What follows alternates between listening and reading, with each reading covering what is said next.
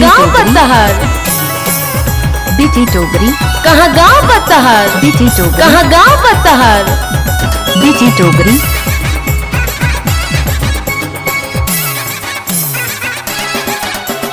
कुंबा टोली के छोड़ी मने सबे मोबाइल धरे कुंबा टोली के छोड़ी मने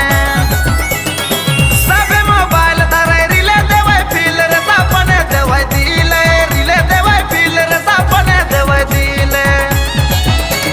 रिले देवे फील रे सपने देवे दिले रिले देवे फील रे सपने देवे दिले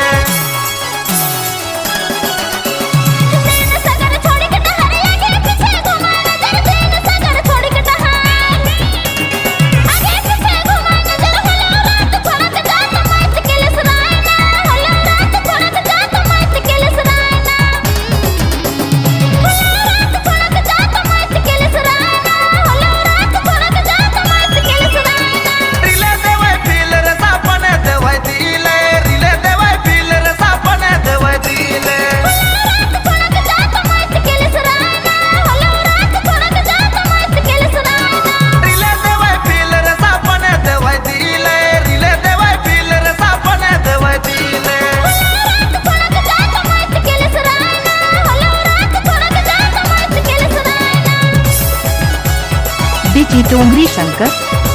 कहाँ घर बतोहर बिची टोंगरी शंकर कहाँ घर बिची बतोहर टोंगरी शंकर